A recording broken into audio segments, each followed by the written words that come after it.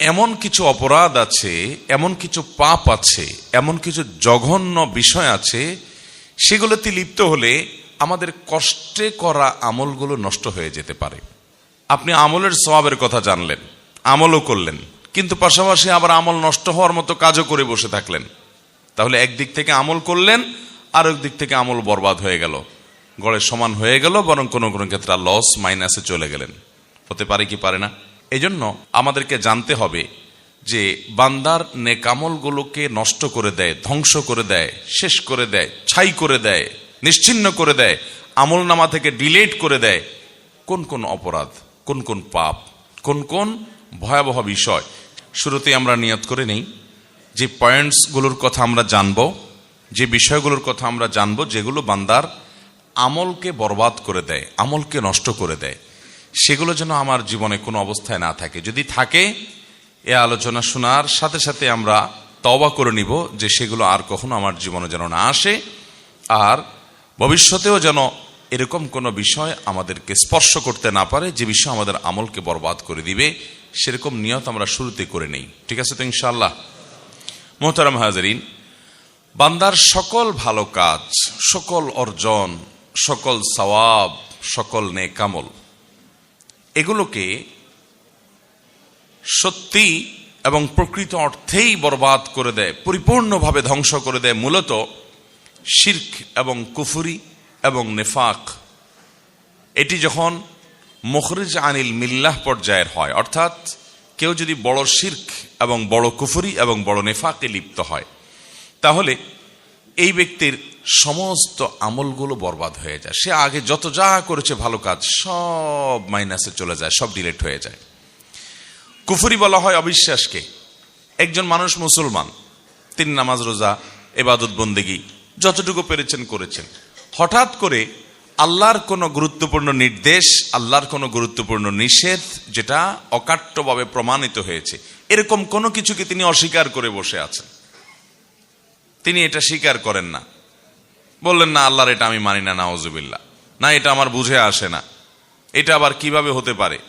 আল্লাহ তাআলার পক্ষ থেকে নির্দেশ অকাট্যভাবে প্রমাণিত হয়েছে কোরআনের সুস্পষ্ট আয়াত দ্বারা, এবং এই জাতীয় নস দ্বারা, যার মাধ্যমে এটি প্রমাণ হতে পারে। এটা জানার পরও তিনি নিজের যুক্তি, নিজের বুদ্ধি, শয়তানের বিভিন্ন ফাঁদ এবং ফিতনার মধ্যে পা দিয়ে তিনি আল্লাহর ওই কথাটার প্রতি কুফরি করলেন, অস্বীকার করলেন, বিদ্রোহ করলেন, ওইটাকে মানলেন না, ওইটা নিয়ে হাসাহাসি করলেন, তুচ্ছতাচ্ছিল্য করলেন, যেটাকে কুফরি বলা হয়। যে কুফরিটা কুফরে আকবর, যার কারণে মানুষ ইসলাম থেকে খারিজ হয়ে যায়। অনেক সময় দেখবেন অনেকে ইসলামের অনেক গুরুত্বপূর্ণ বিষয় নিয়ে, হতে পারে সেটা গুরুত্বের বিচারে ছোট কিন্তু সুস্পষ্ট শেয়ার, ধরুন দাড়ি নিয়ে, কারোর দাড়ি নিয়ে, কারোর হিজাব নিয়ে ব্যঙ্গ করলো, হাসি ঠাট্টা করলো, বিদ্রুপ করলো, তো এটি কিন্তু ইমান থেকে মানুষকে খারিজ করে দেয়, মানুষের ইমান নষ্ট করে দেয়। এই পর্যায়ে কুফরি, মানে আল্লাহর এই বিধান আপনি মানছেন না, এটাকে আপনি তাচ্ছিল্য করছেন, মানে হলো এটা আপনি মানলেন না, এটার বিরুদ্ধে বিদ্রোহ করলেন, এটাকে বলা হয় কুফরি।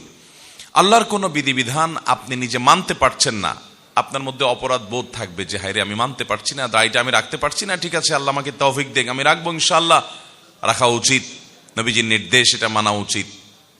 এটা কুফরি না, এটা হলো ফাসিকি, যে আপনি মানতে পারছেন না, এটা ক্ষমার যোগ্য। কিন্তু আপনি দাড়ি নিয়ে ঠাট্টা করলেন, তাহলে নবী সাল্লাল্লাহু আলাইহি সাল্লামের সুন্নাহকে, তার নির্দেশকে নিয়ে আপনি হাসাহাসি করলেন, বিদ্রুপ করলেন, এটা কিন্তু বিদ্রোহ করার শামিল, কুফরি। এরকম নানাভাবে কুফরি হতে পারে। আল্লাহ তাআলা বাবা মার সম্পদে ছেলেদের তুলনায় মেয়েদেরকে অর্ধেক সম্পদ দিয়েছেন, আপনি আল্লাহর নির্দেশকে নিজের বিবেক দিয়ে বুঝতে গিয়ে বলছেন না এটা আবার কেমন হয়ে গেল, আমি এটা মানি না, আমার ছেলে মেয়ে আমি সবাইকে সমান হারে দেবো, একটু বেশি বুঝলেন। আল্লাহ তাআলা যাকে যতটুকু দেওয়া দরকার তাকে ততটুকু দিয়েছেন। আল্লাহ তাআলা সমান অধিকার দেয় নাই, ন্যায্য অধিকার দিয়েছেন। সমান এক জিনিস আর ন্যায্য আরেক জিনিস, যার যতটুকু প্রয়োজন তাকে ততটুকু দিয়েছেন। সব জায়গায় সমান হলে ন্যায্যতা নিশ্চিত হয় না।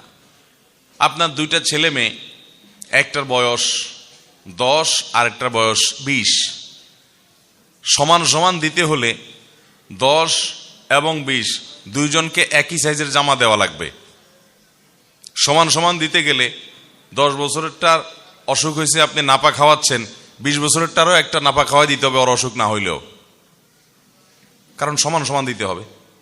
এটা কি ইনসাফের কথা হলো? ইনসাফ হলো ন্যায্যতা, সমান না। আমাদের অনেকে সমান অধিকার খুঁজে বেড়ায়। হ্যাঁ, অনেক ক্ষেত্রে সমান অধিকার দরকার আছে, যেমন যেখানে সমান অধিকার দরকার আল্লাহ ওখানে সমান অধিকার দিয়েছেন, সমান প্রাপ্য আল্লাহ নিশ্চিত করেছেন। যেমন ভালো কাজ যখন আমরা করব, নারী হোক আর পুরুষ হোক, মর্যাদা সমানভাবে পাবে, নারী পুরুষের কারণে কোনো ভেদাভেদ হবে না। আল্লাহ তাআলা কোরআনে কারীমে বলেছেন, মান আমিলা সালিহাম মিনকুম মিন যাকারিন আও উনসা, তোমাদের মধ্যে নারী হোক আর পুরুষ হোক, যেই ভালো কাজ করবে, নেকামল করবে, ফালানুহিয়ান্নাহু হায়াতান তাইয়্যিবা, তাকে আমি পবিত্র জীবন দান করব এবং তার এই কর্মের সর্বোত্তম বিনিময় আল্লাহ তাআলা দান করবেন, সেও আল্লাহ করেছেন। তাহলে সমান অধিকার যেখানে দেওয়া দরকার আল্লাহ সেখানে সমান দিয়েছেন, কিন্তু অনেক জায়গায় ইনসাফ নিশ্চিত করবার জন্য সমান নয়, প্রয়োজন ন্যায্য অধিকার দেওয়া, আল্লাহ তাআলা সেটি দিয়েছেন। এখন আপনি বললেন কি না, পরিত্যক্ত সম্পদে কেন আল্লাহ তাআলা মেয়েদেরকে ছেলেদের অর্ধেক দিলেন? এটা তো জুলুম হয়ে গেল। আল্লাহর সাথে পাল্লা দিয়ে গোল্লা যাওয়ার ব্যবস্থা করলেন, আর কি বেশি পণ্ডিতই করলেন। এরকম কিছু বেশি পণ্ডিত আছে না নাই? ইমান চলে যাওয়ার মতো কাজ করলেন, আল্লাহর বিধানকে আপনি অস্বীকার করলেন, পাত্তা দিলেন না, বিদ্রোহ করে বসলেন, এটাকে আপনি তাচ্ছিল্য করলেন, উড়াই দিলেন, সাথে সাথে আপনার কুফরি হয়ে গেল। এরকম নানাভাবে আমাদের কুফরি হয়, আমরা বুঝি না। আল্লাহর কাছ থেকে নির্দেশ নিষেধ এবং কোরআন হাদিসের নির্দেশ নিষেধ হিসেবে যেটি প্রমাণিত সুস্পষ্টভাবে, এরকম কোনো বিষয়কে অস্বীকার করলে, এরকম কোনো বিষয় নিয়ে হাসি তামাশা করলে, ঠাট্টা বিদ্রুপ করলে কুফরি হয়। কুফরের আরো বিভিন্ন প্রকৃতি আছে। এই জাতীয় কোনো কুফরে যদি কেউ লিপ্ত হয়, সাথে সাথে তার আমল বরবাদ হয়ে যায়। এ সম্পর্কে আল্লাহ রাব্বুল আলামিন কোরআন কারীমে সূরা মায়েদার 5 নম্বর আয়াতে বলেছেন, ওমান ইয়াকফুর বাদাল ঈমান ফাকাদ হাবিতা আমালু, যে ব্যক্তি ঈমান আনার পর আবার কুফরি করলো, অস্বীকার করলো আল্লাহর কোনো কিছুকে, তাহলে সেক্ষেত্রে তার আমল বরবাদ হয়ে গেল। কুফরি করলো মানে হলো সাথে সাথে তার আমল বরবাদ হয়ে গেল, শেষ। অতএব ভাইরা আমার, আল্লাহ রাব্বুল আলামিনের প্রতি কুফরি যেন আমাদের কোনো আচরণ দ্বারা, কোনো কথা দ্বারা, কোনো বিশ্বাস দ্বারা না হয়, সেজন্য আমাদেরকে সতর্ক থাকতে হবে, সাবধান থাকতে হবে। আমান্না সাল্লামনা, ইমানদারের কথা হলো আল্লাহ রাব্বুল আলামিনের আদেশ নিষেধের উপর আমি ঈমান আনলাম, মেনে নিলাম, আমার বুঝে আসুক বা না আসুক। আমি প্রায়শই একটি উপমা দেই, একটি কবিতা শুনাই। আল্লামা ইকবাল ভারত উপমহাদেশের অন্যতম ইসলামী জাগরণের মহাকবি এবং দার্শনিক, তিনি বলেছেন, जो समझ में आ गई वो फिर खुदा क्यों कर हुआ। আল্লাহর সব কিছু আপনি বুঝে ফেলেছেন, আপনার ব্রেন দিয়ে আপনি ক্যাপচার করে ফেলেছেন, তাহলে সে আল্লাহ হলো কিভাবে আবার? আপনি একটা সৃষ্টি আল্লাহর, একেবারে ক্ষুদ্রাতি ক্ষুদ্র সৃষ্টি। আল্লাহর কত বিশাল বিশাল সৃষ্টি আছে, এই চন্দ্র, এই সূর্য, এই গ্রহ নক্ষত্র, নবমণ্ডল, ভূমণ্ডল, কত বড় বড় সৃষ্টি আল্লাহর আছে। তার মধ্যে আপনি আমরা মানুষরা হলাম আল্লাহর একটা ক্ষুদ্র সৃষ্টি। তো ক্ষুদ্র সৃষ্টি হয়ে মহান স্রষ্টা কোন কাজ কেন নির্দেশ করেছেন, কোনটা কেন নিষেধ করেছেন, অমুকরে এত কেন দিয়েছেন, তমুকরে এত কেন দেন নাই, এই সব কেন যদি আপনি বুঝে ফেলতে চান আর বুঝে ফেলতে পারেন, তাহলে সেক্ষেত্রে আল্লাহর সাথে আপনার পার্থক্য থাকলো কি? আল্লাহকে আপনি বুদ্ধির মধ্যে ক্যাপচার করে ফেলছেন। আরে আল্লাহ তো সেই মহান সত্তা, যিনি এত সীমাহীন, যার আল্লাহ রাব্বুল আলামিনের যে সত্তা, তার যে নির্দেশ এবং নিষেধের যে ব্যাপ্তি, সেটার যে রহস্য, সেটা এত সীমাহীন যে বান্দা হিসাবে আমরা তার সব কিছুর সকল যৌক্তিকতাকে আমাদের বিবেক বুদ্ধি দিয়ে রপ্ত করে ফেলতে পারবো, এটা কোনোদিনই সম্ভব হতে পারে। একজন মালিক আরেকজন শ্রমিক, ধরেন কথার কথা, আপনার একজন ড্রাইভার আছে, একজন পিয়ন আছে, আপনি একটা বড় ফ্যাক্টরির মালিক, বড় ইন্ডাস্ট্রির মালিক, কোটি কোটি টাকা আল্লাহ আপনাকে দিয়েছেন, অনেক শত শত হাজার হাজার লোকজন আপনি চালান। আপনি হয়তো আপনার কোনো পিয়নকে একটা ল্যাপটপ দিয়ে বললেন, ল্যাপটপটা খোলো, খুলে আবার বন্ধ করো, খুলে আবার বন্ধ করো। ফোনে বলে দিলেন, আমার ল্যাপটপটা একটু ওপেন করো, আবার শাটডাউন করে ফেলাও। প্রায় এরকম বলেন। আপনার সে পিয়ন যদি বলে, স্যার এই ল্যাপটপ ওপেন করলাম আবার শাটডাউন করলাম, তাতে কি হবে? এটা একটু কোনো কাজ হলো? এই বেহুদা কাজটা কেন করেন স্যার? এটা যদি সে বলে, তাহলে তার এই বলাটা ন্যায্য হবে না। কারণ হলো স্যারের অনেক সুবিধা অসুবিধার ব্যাপার আছে, অনেক টেকনিক্যাল বিষয় আছে, হয়তো এটাকে রিফ্রেশ করার জন্য বা ওটা অন্য কোনো টেকনিক্যাল কারণে এটা রিস্টার্ট দেওয়ার দরকার। তো কোন কারণে কি করা দরকার এই ভদ্রলোক ড্রাইভার বা পিয়ন ওনার বুঝার কথা না, যেটা মালিকের বুঝার কথা। মালিকের সব কিছু যদি এই পিয়ন এবং ড্রাইভার ভদ্রলোক বুঝে ফেলে তাহলে এই তো মালিক হয়ে গেল, ঠিক না বে ঠিক? মালিকের সবকিছুর যৌক্তিকতা, সবকিছুর রহস্য এই ভদ্রলোক কি উদ্ঘাটন করতে পারবে? পারবে না। তাহলে মানুষে মানুষে কতটুকু আর পার্থক্য, সেখানে যদি এই অবস্থা হয় তাহলে স্রষ্টার সাথে সৃষ্টির পার্থক্য কতটুকু। মোহতারাম হাজিরিন, এই জন্য আল্লাহ তাআলার কোনো আদেশ, কোনো নিষেধ, কোনো কিছু আমাদের যুক্তিতে বুদ্ধিতে কুলাক বা না কুলাক, আমরা ঈমান এনেছি, মেনে নিয়েছি। আল্লাহ তাআলার আদেশ নিষেধের মধ্যে যৌক্তিকতা, উপযোগিতা এটা অবশ্যই আছে। তিনি হাকিম, রহস্য ছাড়া, হিকমা ছাড়া, প্রজ্ঞা ছাড়া তার কোনো আদেশ নিষেধ অনর্থক কোনো কিছু তিনি করেন না। তিনি ফালতু কোনো কথা বলেন না। সেটা হয়তো আমার বুঝে আসছে না, পরের জেনারেশনে বুঝে আসবে। আজ থেকে শত শত বছর আগে, হাজার বছর আগে কোরআনের অনেক আদেশ নিষেধের যথার্থতা তখনকার মানুষরা বুঝে নাই, আমরা বুঝতেছি এখন। আছে না না এরকম বহু বিষয়? দিনে 5 বার ওযু। আচ্ছা বলেন তো, দিনে 5 বার ওযু করা, আবার প্রত্যেকবার ওযুতে 3 বার করে হাতের কবজি পর্যন্ত ধোয়া, আগে হাতের কবজি দিয়ে তারপর অন্য কাজগুলো করা। তখনকার সাহাবীদের আমলে, মক্কা মদিনাতে যে সাহাবীরা ছিলেন তাদের আমলে মানুষ ছিল অল্প কিছু, সামান্য হাতে গোনা কিছু মানুষ ছিল একটা শহরের মধ্যে। এত মানুষের গ্যাদারিং ছিল না, এত রোগ জীবাণু এগুলোর এত বেশি আপনার আজকের মতো যেরকম ব্যাপ্তি থাকে, ছড়িয়ে পড়ে, এসব ছিল না। সাহাবায়ে কেরাম রিদওয়ানুল্লাহি তাআলা আলাইহিম আজমাইন, সেই মহামনীষীরা ওই সময় এটার যৌক্তিকতা যদি খুঁজতে যেতেন তাহলে তাদের কাছে যৌক্তিকতা প্রকাশিত প্রমাণিত নাও হতে পারত, যে আল্লাহ আবার এটা কেন বললেন। কিন্তু আল্লাহ রাব্বুল আলামিন তাদেরকে এই যে আদেশ, এই যে নিষেধ করেছেন, ওযু করতে নির্দেশ করেছেন, তাদের বুঝে আসছে বা না আসছে, তারা সেটাকে মেনে নিয়েছেন। আজকে আমরা জানি যে রোগবালাই থেকে, জীবাণু থেকে, বিভিন্ন রকমের ক্ষতিকর বিষয় থেকে বাঁচার জন্য আমাদের ঘন ঘন হাত ধোয়া দরকার। এখন করোনা এসে আমাদেরকে বলছে যে হ্যাঁ হাত ধুইতে হবে ঘন ঘন, হাত ধুইতে হবে ঘন ঘন। এখন হাত ধোয়া যে অনেক দরকারি কাজ এটা আমরা বুঝছি, অথচ তখনকার মানুষরা এটা বুঝতে, ইসলামের অনেক বিষয় আছে যেগুলো হয়তো আগামী আরো 1000 বছর পরে মানুষ বুঝবে, আরো 500 বছর পরে মানুষ বুঝবে। কিন্তু ইমানদার তার বুঝে আসুক বা না আসুক, তার বুঝের উপরে নির্ভর করবে না। আমার বুঝে আসলে তারপরে মানবো, তাহলে তো বুঝের গোলাম হলাম, আল্লাহর গোলাম হলাম না। আল্লাহ তাআলার আদেশ নিষেধকে আমি মেনে নিলাম, এটাকে বলা হয় ঈমান, এটাকে বলা হয় সারেন্ডার, এটাকে বলা হয় ইসলাম। মোহতারাম হাজিরিন, এই জন্য একজন মুসলমান তিনি কুফরি থেকে বেঁচে থাকবেন। আল্লাহর কোনো আদেশ নিষেধ নিয়ে সন্দেহ, সংশয়, কপটতা, কুফরি, অস্বীকৃতি এগুলো যেন কখনো না আসে। যদি আসে সকল আমল বরবাদ হয়ে যাবে। আমল বরবাদ হওয়ার জন্য আরেকটা বিষয়ের দায় আছে অনেক বড়, সেটি হলো শিরক। কুফরিরই ওই ক্যাটাগরির আরেকটি অপরাধ, আরেকটি পাপ, যেটি ক্ষমার অযোগ্য যদি কেউ এটি করে তওবা ছাড়া মারা যায়। আর যদি এটি করার পর কেউ তওবা করে আল্লাহ তাআলা মাফ করে দিবেন।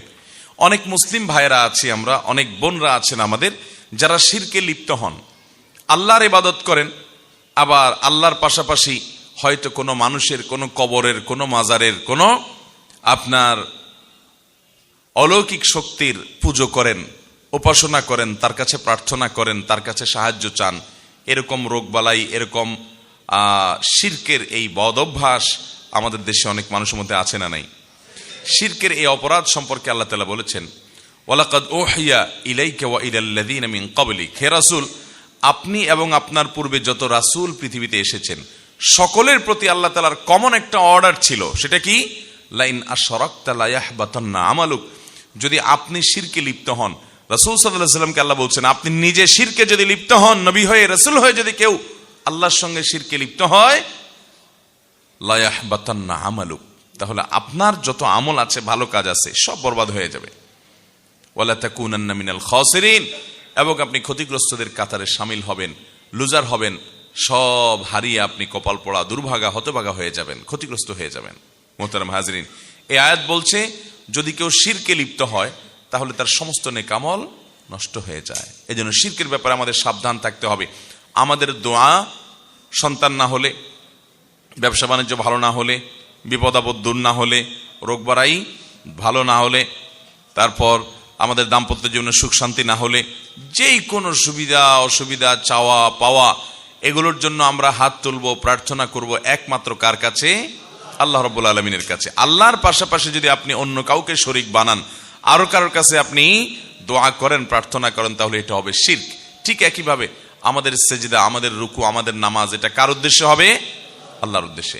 এখন আপনি কোনো কবরে গিয়ে, কোনো মাজারে গিয়ে সিজদা করলেন, সেখানে গিয়ে আপনি রুকু করলেন, সেখানে গিয়ে নামাজ পড়লেন, তাহলে এটা হলো শিরক, এবং এই শিরকের কারণে আপনার আমল বরবাদ হতে পারে। এজন্য মোহতারাম হাজিরিন, শিরক এবং কুফর, আল্লাহর কোন বিধানকে বা আল্লাহর শরীয়তকে, আল্লাহর আদেশকে অস্বীকার করা, কিংবা আল্লাহর ইবাদতের পাশাপাশি অন্য কারো শরীক করা, এগুলো আমাদের আমলগুলোকে বরবাদ করে দেয়।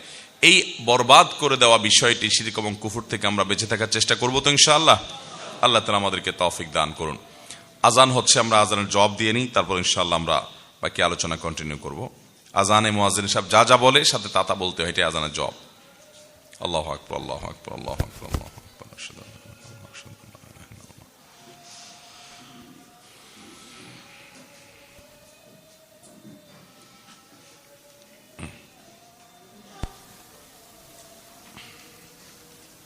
আশহাদু আন্না মুহাম্মাদান রাসূলুল্লাহ। আমরা আজানের জবাব দিলাম, আজান শেষ হলো। আমরা এরপরে আলোচনা কন্টিনিউ করে যাচ্ছি, যেহেতু আমাদেরকে সুনির্দিষ্ট সময়ের মধ্যে শেষ করা লাগবে। আমরা যেটা বলছিলাম যে আমল বরবাদ করে দেয় যে বিষয়গুলো, এর ভিতরে প্রথম বিষয় হলো কুফর এবং শিরক। কুফর এবং শিরক, আল্লাহর প্রতি অবিশ্বাস কিংবা আল্লাহর সঙ্গে কোনো শরীক সাব্যস্ত করা, এগুলো থেকে বেঁচে থাকতে হবে। অতএব এগুলো থেকে বাঁচার জন্য আল্লাহর প্রতি কুফর যেন না হয়, সে বিষয়ে আমাদের সাবধান থাকতে হবে। তাওহীদ সম্পর্কে ইলম এবং জ্ঞান অর্জন করতে হবে। শিরক সম্পর্কে আমাদেরকে সতর্ক থাকতে হবে যাতে শিরকের অপরাধ না আসে। শিরকের মধ্যে আবার ছোট শিরক, বড় শিরক, যত রকমের শিরক আছে, সব ধরনের শিরক থেকে বেঁচে থাকার জন্য বিশেষভাবে চেষ্টা করতে হবে। আল্লাহ তাআলা আমাদের সবাইকে সে তৌফিক দান করুন। এদিকে কথা শোনাচ্ছে, এত কথা বলেন না, একটু আওয়াজ করেন না। দ্বিতীয় যে বিষয়টি বান্দারা আমলকে বরবাদ করে দেয়, নষ্ট করে দেয়, সেটি হলো রিয়া বা লৌকিকতা, মানুষ দেখানো কাজ করা। এটা মানুষের আমলকে বরবাদ করে দেয়। ইবনে মাজাহ বর্ণিত একটি হাদিস আছে, নবী করিম সাল্লাল্লাহু আলাইহি ওয়াসাল্লাম বলেছেন, কিয়ামত যখন কায়েম হবে, তখন আল্লাহর পক্ষ থেকে একজন ঘোষক ঘোষণা দিয়ে বলবেন, যারা কোনো ভালো কাজ করছো তোমাদের জীবদ্দশায় আল্লাহকে খুশি করার জন্য, আবার পাশাপাশি আল্লাহর সাথে অন্য আরো কারোর খুশিও তোমার উদ্দেশ্য ছিল, যে আল্লাহও খুশি হোক, সাথে অমুকও দেখুক, তাহলে ভালো লাগবে, অমুকও শুনুক, তাহলে ভালো লাগবে। এই যে লোক দেখানো, লোক শুনানো, এই ধরনের আমল যদি তোমরা কেউ করে থাকো, যে সেখানে তোমাদের নিয়তটা পিওর ছিল না, সেখানে ভেজাল ছিল, আল্লাহকে খুশি করার পাশাপাশি বান্দাকে খুশি করার বিষয়টিও সেখানে চলে আসছে, এরকম যদি হয়, তাহলে সেক্ষেত্রে তোমরা তোমাদের বিনিময়, তোমাদের পারিশ্রমিক আল্লাহর কাছ থেকে। এই ভাই কিসে এত যদি কল বাজে, কিভাবে কথা বলবো আমি? এটা সরান, আপনি এখান থেকে বন্ধ করেন, এটা সরান, মোবাইল সরান। হ্যাঁ, তো অফ আগে করেন নাই কেন? এটা কোন ধরনের, আপনি কোন মিডিয়া, এটা কোন চ্যানেল? নিজেদের, বুঝতে পারছি। তাহলে মোবাইল বাজবে, সামনে এনে রাখবেন, এটা কোন ধরনের? মানুষের সেন্স থাকতে হবে তো। জি ভাই, বলতেছিলাম যে আল্লাহ রাব্বুল আলামিন বান্দাকে যখন কিয়ামতের ময়দানে ডেকে বলবেন যে দুনিয়াতে যদি কোনো ভালো কাজ করো, আল্লাহকে খুশি করার উদ্দেশ্য ছিল, সাথে একটু বান্দারা একটু দেখুক, বান্দারা একটু আমাকে ভালো বলুক, একটু বাহাবা দেখ, সবাই একটু জানুক, একটু ভাবসাব আসবে, এরকম অসৎ উদ্দেশ্য যাদের ছিল, আল্লাহর পক্ষ থেকে ঘোষক ঘোষণা দিয়ে বলবেন, তারা যেন তাদের সেই ভালো কাজের সওয়াবের আশা আল্লাহর কাছে না করে, ওইটা আল্লাহকে খুশি করার পাশাপাশি আর যাকে দেখানোর জন্য, যাকে খুশি করার জন্য, যার কাছে গল্প দেওয়ার জন্য করছিলা, তার কাছ থেকে গিয়ে বিনিময় নাও। কারণ ইন্নাল্লাহ আগনা শুরাকা আনিশ শিরক, আল্লাহ তাআলা তার সাথে যাদেরকে শরীক সাব্যস্ত করা হয়, এসব শরীক টরিকের শিরক থেকে, পার্টনারশিপ থেকে আল্লাহ তাআলা অনেক পবিত্র। এগুলোর কোনো প্রয়োজন আল্লাহ তাআলার নাই। পিওর কোনো আমল আল্লাহর জন্য করলে যে সেখানে আল্লাহর কাছেই আমি শুধুমাত্র সওয়াব আশা করি, মানুষের কাছে আমার কিছু পাওয়ার আশা নাই, তাহলে সেই আমলটার বিনিময় আল্লাহর কাছে পাওয়া যাবে।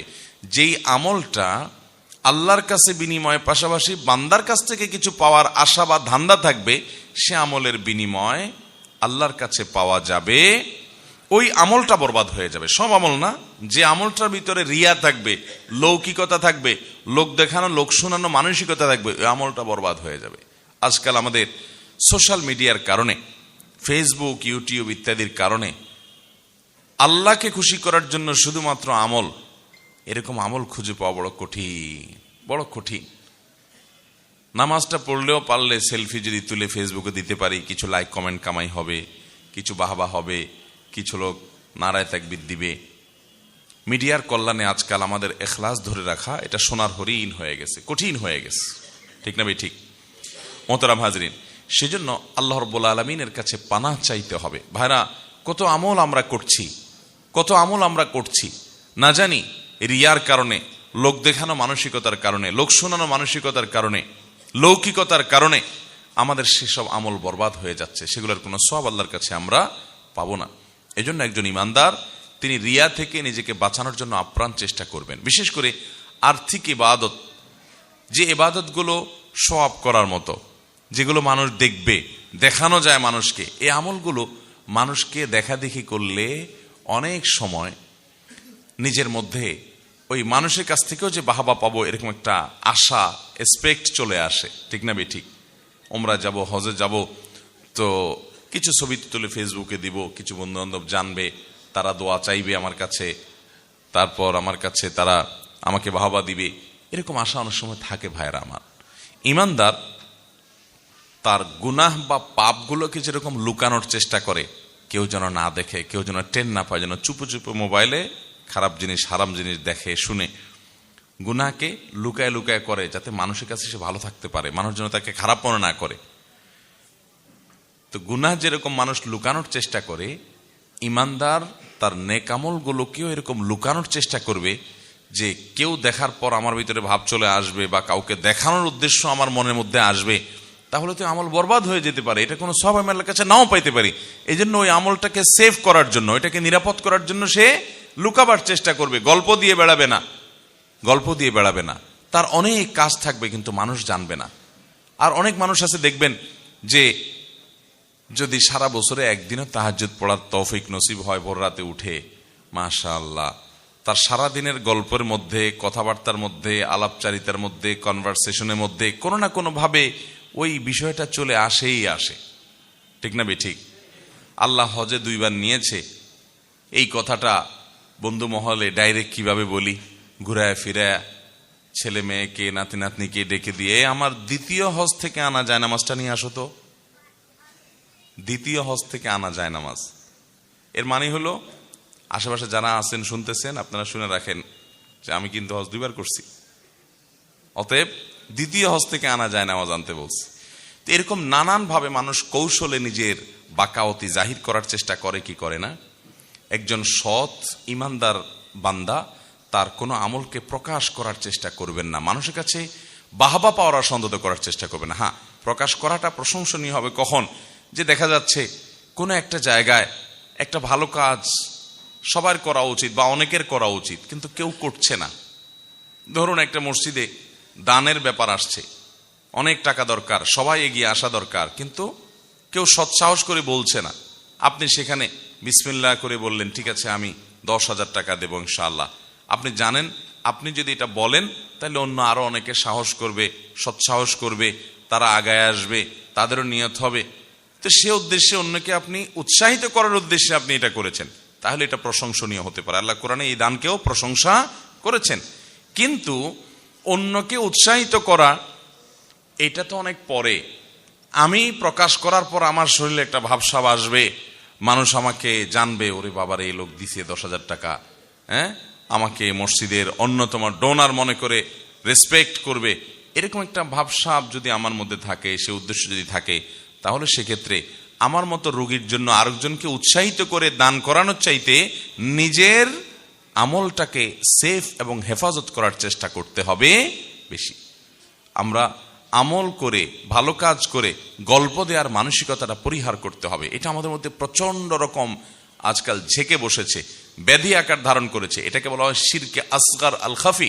নবী করিম সাল্লাল্লাহু আলাইহি সাল্লাম বলেছেন, শুনো, সকল নবী রাসূলগণ দাজ্জালের ব্যাপারে মানুষকে সাবধান করেছেন, তার উম্মতদেরকে, যে খবরদার কিয়ামতের আগে দাজ্জালের ফিতনা আসবে।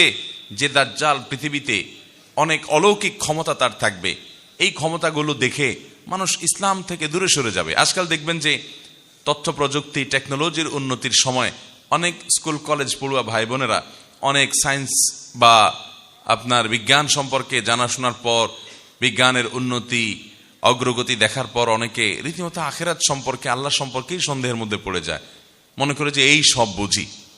তো দাজ্জাল যখন আসবে তার কাছে আরো অলৌকিকত্ব থাকবে, মানুষ ধোঁয়াশার মধ্যে পড়ে যাবে। এই জন্য সকল নবী রাসূলগণ সাবধান করেছেন, দাজ্জালের ফিতনা আসবে, ঈমান হারা হইও না তোমরা এসব ভেলকিবাজিতে। এসব অলৌকিকতা দেখে লাইফটা একেবারে ইজি হয়ে যাবে। রিমোট তো হচ্ছে, রিমোটের চাইতে আরো সামনে অনেক আপ টু ডেট আরো অনেক কিছু হবে এবং একক ক্ষমতা সব চলে আসবে। মানুষের মৃত্যু, জীবন, সব অনেক অদ্ভুত অদ্ভুত ঘটনা দেখবে। খবরদার, এই জন্য আল্লাহ বা আখিরাতের প্রতি যেন ঈমান হারা না হয়, অনেক আগে থেকে সাবধান করে গেছেন, হাজার হাজার বছর আগে থেকে সকল নবী রাসূলগণ দাজ্জালের ব্যাপারে।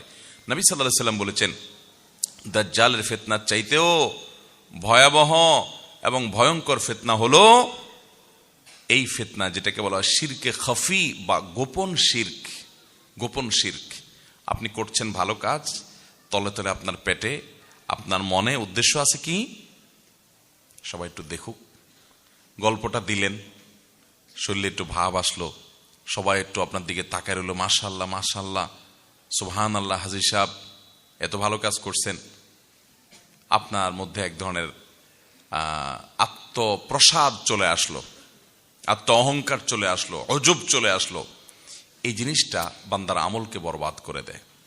আপনি ওই গল্প স্বল্প দিয়া আমলটাকে নষ্ট করে কি লাভ হলো? আমলটা করে শুধু নষ্টই হয়ে শেষ হয় নাই, যে ঠিক আছে আমল করছেন সওয়াব পেলেন না, এটুকু হলে শেষ একটা ব্যাপার ছিল, এটুকু না, এটা আরো মাইনাসে যাবে, কারণ এটা শিরক, ছোট শিরক। নবী সাল্লাল্লাহু আলাইহি সাল্লাম বলেছেন, দাজ্জালের ফিতনা যত ভয়ঙ্কর, তার চাইতে বড় ভয়ঙ্কর আমি তোমাদের উপরে ভয় করি, একটা সময় তোমাদের মধ্যে এরকম ছোট শিরক ঝেঁকে বসবে। এই যে ফেসবুক, এই যে হোয়াটসঅ্যাপ, এই যে ইউটিউব, এই যে টিকটক, লাইকি ইত্যাদি সোশ্যাল মিডিয়া, এগুলোর কল্যাণে মানুষ যে কোনো ভালো কাজকে প্রচার করার যে সুযোগ তৈরি হয়েছে আজ, নবী সাল্লাল্লাহু আলাইহি সাল্লামের যুগে তো এগুলো ছিল না, কিন্তু তিনি তখন সাবধান করে গেছেন, একটা সময় আসবে যখন তোমরা আমল করবে কিন্তু উদ্দেশ্যের মধ্যে অসততা এত বেশি আসবে যে দাজ্জালের ফিতনার চেয়ে ভয়ঙ্কর হবে। সেটা আজকে আমাদের জনে জনে ঘরে ঘরে হয়ে গেছে। এজন্য একজন ইমানদার হিসেবে আপনার আমার চ্যালেঞ্জ হবে, যেই কোনো ভালো কাজ আল্লাহ করার তৌফিক দিক, আমি সেটাকে লুকাবার চেষ্টা করব। কিছু আমল আছে যেগুলো লুকানোর নয়, আপনি দাঁড়িয়ে রেখেছেন, এটা তো প্রকাশ্য জিনিস। জাকাত দিবেন, ফরজ কাজ, এটা লুকানোর জিনিস না, এটা প্রকাশ্যে দিবেন। কিন্তু আপনি ব্যক্তিগত দান সাদেকা করছেন, আপনি একটা গুনাহ থেকে বাঁচার চেষ্টা করছেন, আপনি একটা নেক আমল করছেন, আপনি তাহাজ্জুদের নামাজ পড়ছেন, আপনি সোমবার বৃহস্পতিবার রোজা রাখছেন, আপনি অন্য নেক আমল কাজ করছেন, সেগুলো আপনাকে মানুষের সামনে গল্প দিয়ে বাড়ানোর উদ্দেশ্য থাকতে পারবে না। হ্যাঁ, কোনো প্রসঙ্গ তো আসলো, আপনি বললেন, কিন্তু গল্পবাজি বা বাহাবা নেওয়া উদ্দেশ্য হবে না, লোক শোনানো, লোক দেখানো, এই টার্গেট থাকবে না। তাহলে আপনার আমলটা ঠিক থাকবে। অন্যথায় যে আমল করে মানুষের কাছে ওই যে প্রশংসা কুড়াবেন, আল্লাহর ফেরেশতারা কিয়ামত দিন বলবে, তুমি না অমুকের বাহবা পাওয়ার জন্য বলছিলা, টাকা দান করে এরপরে ডানে বামে তাকাইছো, কে কে তোমার দিকে তাকায়, তো ভাব শরীরে আসছে, তো ওখানে তো ফিডব্যাক পেয়ে গেছো, শেষ। আল্লাহর কাছে আর কিছু নেই, বরং এখন শাস্তি আছে যে আল্লাহর সঙ্গে কেন শিরিক করলে, কেন আর অন্য কারো সন্তুষ্টি সেখানে আশা করলে। এই জন্য আমাদের নিয়তগুলোকে প্রতিটা আমলের ক্ষেত্রে আমরা একমাত্র আল্লাহ তাআলার জন্য খালেজ করবো তো ইনশাআল্লাহ। আল্লাহ আমাদেরকে তৌফিক দান করুন। তাহলে আমল নষ্ট করে দেয় যে বিষয়গুলো, এর মধ্যে দ্বিতীয় বিষয় হলো রিয়া এবং লৌকিকতা। সাবধান থাকবো তো ইনশাআল্লাহ। এই রিয়া এবং লৌকিকতা বিশেষ করে অনেক সময় আমল বরবাদ করার মতো পর্যায়ের হয় না, নিজের অজান্তে কিছু লৌকিকতা চলে আসে, সেগুলোতে আমল হয়তো বরবাদ হবে না, কিন্তু সেগুলোও শিরক। এগুলো থেকে বাঁচবেন কিভাবে? কিছু আছে টের পাইছেন আপনি, যে আপনার মধ্যে ভাব আসছে, মানুষ দেখানোর উদ্দেশ্য আসছে, কিছু আসছে আপনি টের পান নাই, আপনার নিজের অজান্তে শিরক হয়ে গেছে, এরকম কিছু সূক্ষ্ম শিরক আছে। বাঁচবেন কিভাবে? নবী করিম সাল্লাল্লাহু আলাইহি ওয়াসাল্লাম দোয়া শিক্ষা দিয়েছেন, আল্লাহুম্মা ইন্নী আউযু বিকা আন উশরিকা বিকা ওয়া আনা আ'লাম ওয়া আস্তাগফিরুকা লিমা লা আ'লাম। আল্লাহ, আপনার কাছে পানাহ চাই, আশ্রয় চাই, আমার জ্ঞাতসারে কোনো শিরক যেন না হয়, আমার অজান্তে অজ্ঞাতসারে যেন কোনো শিরক না হয়। এই উভয় প্রকার শিরক থেকে আল্লাহ আপনার কাছে পানা চাই, আপনার কাছে আশ্রয় চাই, এই দোয়াটা বেশি বেশি করে পাঠ করতে হবে। আল্লাহ আমাদেরকে তৌফিক দান করুন। নাম্বার 3, আমল বিধ্বংস, আমলকে শেষ করে দেয়, আমলকে নষ্ট করে দেয়, বরবাদ করে দেয় যে গুনাহ এবং পাপ অপরাধ যে বিষয়, সেগুলোর মধ্যে থেকে একটি হলো হাসাদ বা হিংসা।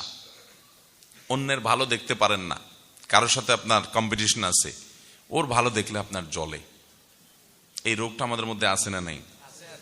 ইমানদারের কলিজাটা হতে হবে ফ্রেশ। আমি কারোর ক্ষতি বা অকল্যাণ চাইবো না, সবার ভালো আশা করব। আল্লাহ অমুকে, আমার সাথে হয়তো তার কোনো কারণে একটু বাদাবাদি আছে, একটু আমার সাথে তার কোনো কারণে হয়তো সে আমার সাথে শত্রুতা করে, হয়তো আছে কোনো কারণে কম্পিটিশন বা অন্য কিছু, তারপরও দিন শেষে আমি একজন মুসলমান হিসেবে কারোর ক্ষতি চাইবো না। আল্লাহ তাকেও ভালো দেখ, তারও রোগ বেলায় না হোক, তার ছেলেটা ভালো রেজাল্ট করুক, তার রুটি রুজি ভালো আসুক, তার ব্যবসাটা ভালো হোক, সে সাকসেস হোক, তাতে আমার কোনো সমস্যা তো নাই। কারণ যে আল্লাহ তাকে দিচ্ছে, তাকে দেওয়ার কারণে কি আল্লাহর অভাব হবে, আমাকে দিতে অসুবিধা হবে এরকম? তো এরকম যদি না হয় তাহলে আমার অসুবিধার কথা। আল্লাহ তাকে দিছে, আরো দেখ, আমার কোনো কষ্ট নাই। আমার হয়তো আল্লাহর কাছে চাওয়া হবে, আল্লাহ আপনি তাকে দিয়েছেন ভালো কথা, আমাকেও দেন। আপনি তাকে দিতে পারেন তো আমাকে তো আপনি দিতে পারেন, আমাকেও দিয়েন আল্লাহ। তাকে দেন, আমার দুঃখ নেই, আরো দেন, আমাকেও দিয়েন আল্লাহ। এই হলো ইমানদারের মেন্টালিটি, এরকম থাকতে হবে। আর যদি আপনার মনে হয় আল্লাহ আমাকে দেওয়ার না দাও, ওর দিও না, আছে না নাই এগুলা? আমার ছেলেটা পাস করুক আর না করুক, ওর ছেলে জিপিএ 5 পাইছে, এটা আমি শুনতে চাই না, ঠিক না? আমার দোকানে কাস্টমার ঢুকুক আর না ঢুকুক, ওর দোকানে কাস্টমার ঢুকবে আর ব্যাগ ভর্তি জিনিস নিয়ে বাইরে হবে, এইটা আমি সহ্য করতে পারবো না। এটারে বলে হিংসা, এটারে বলে কি?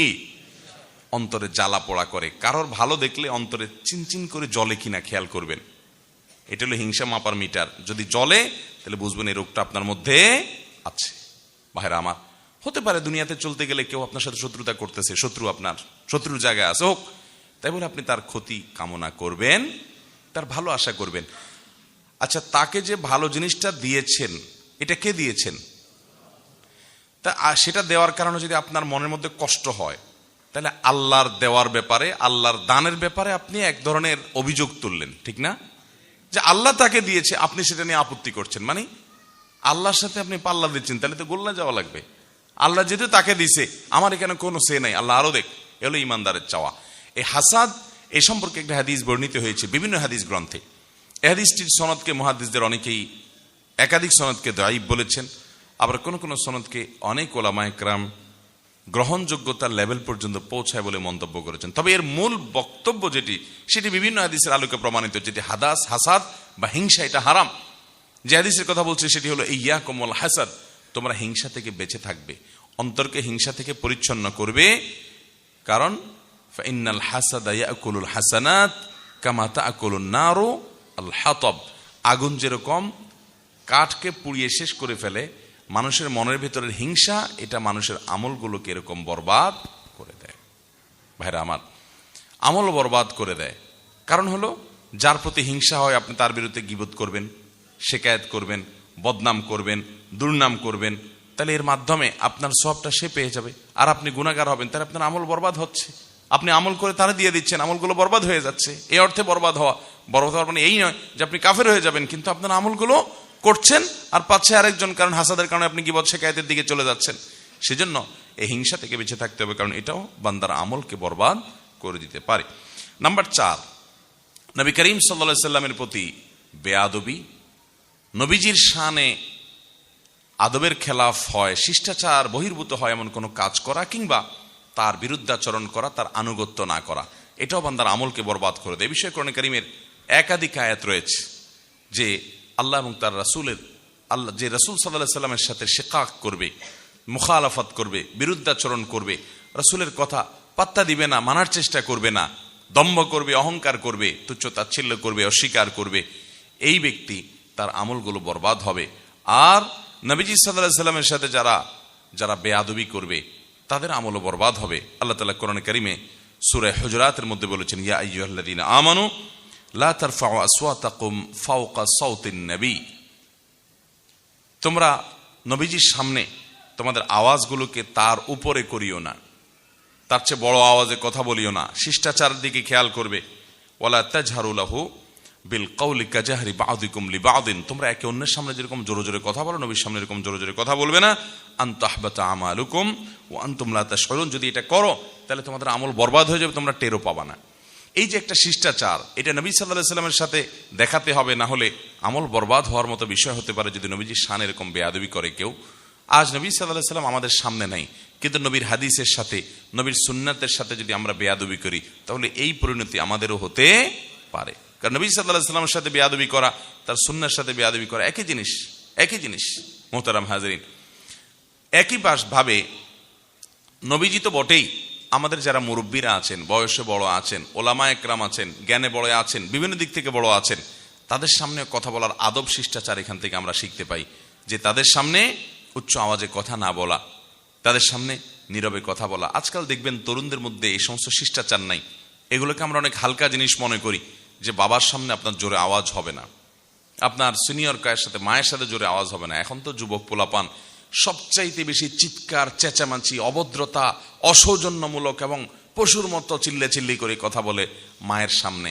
দুনিয়াতে সবচেয়ে বেশি দুর্ব্যবহার করা যায় যার সাথে, চিল্লি করা যায় যার সাথে, রাগারাগি করা যায় যার সাথে, তার নাম হলো মা। ঠিক না ঠিক? বাপের সাথে আবার এসব চলে না, কারণ দাঁত ফালাই দিবে থাপ্পড় দিয়া। ঠিক না ঠিক? মা বেচারি অনেক দয়া এবং মায়া তার সন্তানের প্রতি। এই চান্সে অনেক যুবকরা বেয়াদবি করেন। মনে রাখবেন, এটি ভয়ঙ্কর একটি ব্যাপার। এই জন্য শিষ্টাচার আমাদেরকে শিখতে হবে। শিষ্টাচার বহির্ভূত মানুষ কখনো ভালো মুসলমান হতে পারে? তাহলে নবীজি শানের সাথে যখন বেয়াদবি করা হয় অথবা তার বিরুদ্ধাচরণ করা হয়, তখনও বান্দার আমল বরবাদ হতে পারে। আর 5 নম্বর হলো সালাতুল আসর বা আসরের নামাজ যদি কেউ এটার ব্যাপারে অবহেলা করে। অনেকে দেখবেন আসর নামাজ পড়ে না, অবহেলা করে, পড়ে না, টাইম মতো পড়ে না, 2 দিন পড়ে তো 4 দিন পড়ে না। তো এই ব্যক্তির আমল বরবাদ হওয়ার কথা হাদিসে আছে। সহিহ বুখারীতে আসছে, নবী সাল্লাল্লাহু আলাইহি ওয়াসাল্লাম বলেছেন, মান তারাকা সালাতাল আসর ফাকাদ হাবিতা আমালু, যে ব্যক্তি আসরের নামাজ পড়ে না, বাদ দেয়, তার আমল বরবাদ হয়। এখানে আমল বরবাদ বলতে কি বোঝানো হয়েছে? অনেক মুহাদ্দিসগণ বলেছেন, তার মানে আসর যেহেতু পড়লো না, এই জন্য ওই আমলটা বরবাদ হয়ে গেল। আর আসরের নামাজ হলো 5 ওয়াক্ত নামাজের ভিতরে বিশেষ গুরুত্বপূর্ণ নামাজ। হাফিযু আলাস সালাওয়াতি ওয়াস সালাতিল ওয়াসতা হাদিসে আসছে, তোমরা সব নামাজের দিকে খেয়াল করো, বিশেষ করে মধ্যম নামাজ। মধ্যম নামাজটা কি? অনেক মুহাদ্দিস, অনেক মুফাসসির আর কোরআন বিশ্লেষকগণ বলেছেন যে এখানে আসরের নামাজকে বোঝানো হয়েছে, বিশেষ গুরুত্বপূর্ণ। এই জন্য আসরের নামাজের পরে অবহেলা বিশেষভাবে একজন ইমানদার করবে না। এটি তার ওই আমলকে বরবাদ করে দিতে পারে। এর মাধ্যমে সব আমল বরবাদ হবে সেটা না, কিন্তু এটার পরে আমল বরবাদ হওয়ার কথা হাদিসে আছে। সেটাকে অনেক ওলামা ইকরাম বলেছেন এটি ধমকি স্বরূপ বলা হয়েছে। অনেকে বলেছেন যে এটার ব্যাখ্যা হলো, যদি কেউ এটাকে বৈধ মনে করে যে না পড়লেও চলে, তাহলে সে কুফরি হবে, তার আমল বরবাদ হবে সেই কারণে। আর অনেক ব্যাখ্যা আছে। 6 নম্বর এবং সর্বশেষ যেটি বলতে চাই তা হলো, কোনো মানুষ যদি কারোর পরিণাম সম্পর্কে নিজে পণ্ডিতি করে আল্লাহর উপর কোনো ফয়সালা দিয়ে দিতে চায়, এটা তার আমলকে বরবাদ করে দিতে পারে। এ সম্পর্কে একটি হাদিস বর্ণিত হয়েছে। নবী করিম সাল্লাল্লাহু আলাইহি ওয়াসাল্লাম ইরশাদ করেছেন, কোন এক ব্যক্তি অন্য ব্যক্তি সম্পর্কে বলল যে এই ব্যক্তিকে আল্লাহ তাআলা মাফ করবেন না, এর কোনো রক্ষা নাই, এর খবর আছে, এর আল্লাহ তাআলা ছাড় দিবেন না, এরকম হার্ডলি বলেছে। আল্লাহ রাব্বুল আলামিন ওই ব্যক্তিকে বলবেন, আমার ওই বান্দাকে মাফ করব কি করব না, এটা তো আমার ইখতিয়ার। তুমি যখন এত বড় পণ্ডিতি করলা যে ঠিক আছে সে মাফ পাবে না, তাহলে আমি তাকে মাফ করে দিলাম আর তোমার আমল বরবাদ করে দিলাম। বেশি তুমি আমার উপরে ফয়সালাগিরি করতে গেছো। মুহতারাম হাজরিন, এটা হলো তখন যখন কোনো মানুষ মুসলমান হবে। মুসলমান হইয়াও তার মধ্যে কি থাকতে পারে? আপনার এ ধরনের বিষয় আসা থাকতে পারে, এ ধরনের দুর্বলতা থাকতে পারে যে সে মুসলমান হওয়ার পরও কোনো গুনাহের কারণে, কোনো পাপের কারণে আপনার কাছে মনে হচ্ছে সে অনেক পাপিষ্ট হয়ে মারা গেছে। আপনি ফয়সালা দিয়ে দিলেন, না এর কোনো রক্ষা নাই, আল্লাহ এর মাফ করবে না। মানে ব্যাপারটা হলো যে আল্লাহর উপর আপনি ফয়সালা দিয়ে বসে আসলেন। এটা ভয়ঙ্কর বিষয়। এটা অনেক ক্ষেত্রে আমাদের আমল বরবাদের কারণ হতে পারে, আল্লাহর রাগের এবং ক্রোধের কারণ হতে পারে। হ্যাঁ, কেউ কাফির হয়ে মারা গেছে, আপনি জানেন পরিষ্কার কুফরি করে সে মারা গেছে, তাহলে সেই ব্যক্তি জাহান্নামে যাবে, কোরআনের বর্ণনা রয়েছে। তারপরেও ইন্ডিভিজুয়ালি একজন একজন করে নাম নিয়ে অমুক জাহান্নামে যাবে, তমুক জাহান্নামে যাবে, এসব ফয়সালা দেওয়ার দায়িত্ব আমাদেরকে আল্লাহ তাআলা দেন নাই। আমরা সাধারণ এবং উসুল এবং মূলনীতি বলবো যে আল্লাহর প্রতি অবিশ্বাস নিয়ে মারা যাবে সে জাহান্নামী, আল্লাহ কোরআনে বলেছেন। আমাদের দেশে দেখা যায় আজকাল ফেসবুকে কোনো একজন মানুষ মারা গেলেন, হয়তো লোকটা তার জীবদ্দশা অনেক পাপ করেছে, অপরাধ করেছে, অন্যায় করেছে, কিন্তু দিন শেষে সে মুসলমান। আল্লাহ তাআলা চাইলে তার পাপগুলো মাফ করে তাকে জান্নাত দিতে পারেন কি পারেন না? কিন্তু দেখবেন অনেক লোক ফেসবুকে কমেন্ট করে ফি নারে জাহান্নাম খালিদিনা ফিহা আবাদা। কেউ একটা মারা গেছে মনে করেন, তো লেখা দেয় যে সোজা জাহান্নাম, গো টু ফায়ার। এরকম লেখে কি লেখে না? ভাইরা আমার, এ হাদিস বলছে যে কোনো ইমানদার, কোনো মুসলমান হতে পারে তিনি পাপিষ্ঠ অপরাধী, কিন্তু আল্লাহ তাকে মাফ করবেন না, সে চিরকাল জাহান্নামে চলে যাবে। এই ফয়সালা আপনাকে আল্লাহ তাআলা দেওয়ার দায়িত্ব দেন না, এই কন্ট্রাক্টরে আপনাকে দেওয়া হয় নাই। আপনি নিজে চরকা তেল দেন, নিজের কি হবে, কি আমল করে যাচ্ছেন সেটার জন্য হিসেব নেন। চেষ্টা করবো তো আমরা ইনশাআল্লাহ। আল্লাহ তাআলা আমাদের সবাইকে আমল বিধ্বংসী সমস্ত গুনাহ এবং পাপ থেকে বেঁচে থাকার তৌফিক দান করুন। এর মধ্যে প্রথম পয়েন্ট যেটি শিরক এবং কুফর, এটা একেবারে সকল আমল বরবাদ করে দেয়।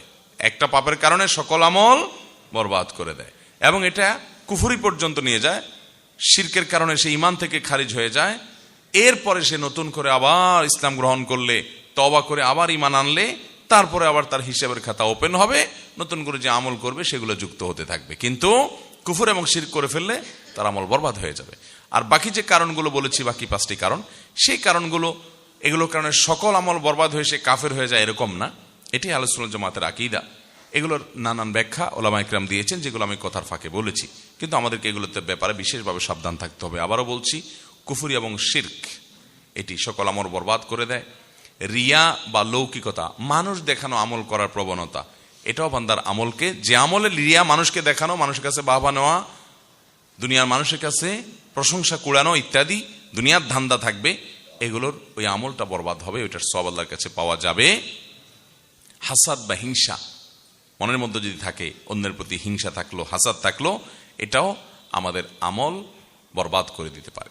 4 নম্বর, নবী করিম সাল্লাল্লাহু আলাইহি ওয়াসাল্লামের প্রতি বেয়াদবি, তার প্রতি আপনার অসম্মান, তার সুন্নাহকে তাচ্ছিল্য করা, পাত্তা না দেওয়া, নবীজি সাল্লাল্লাহু আলাইহি ওয়াসাল্লামের প্রতি বেয়াদবি হয় সেরকম কোনো কিছু করা, অথবা নবী সাল্লাল্লাহু আলাইহি ওয়াসাল্লামের বিরুদ্ধাচরণ করা, নিয়মিত তার সুন্নাহকে একদম মেনে না চলা, তাকে ছোট মনে করা, হেয় মনে করা। আজকাল অনেকে আছে, আহলে কোরআন বাইর হয়েছে, হাদিস মানা লাগবে না, পাত্তাই দেয় না।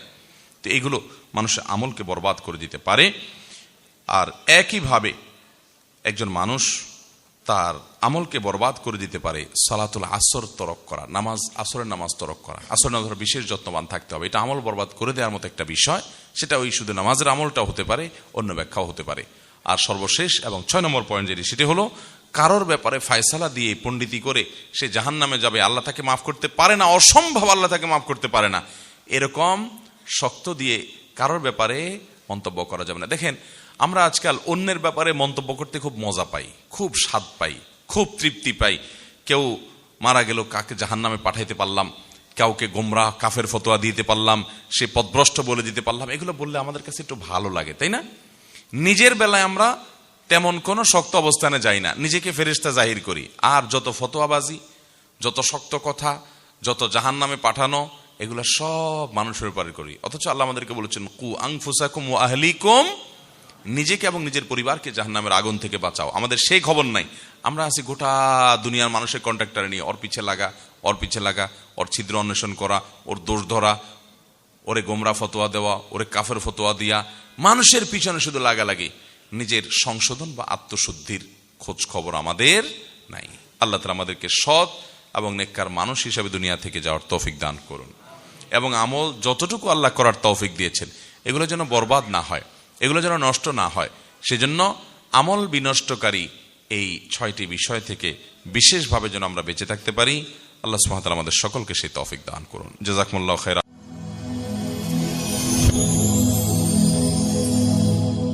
Rose TV 24. Enjoy by listening to the Holy Quran.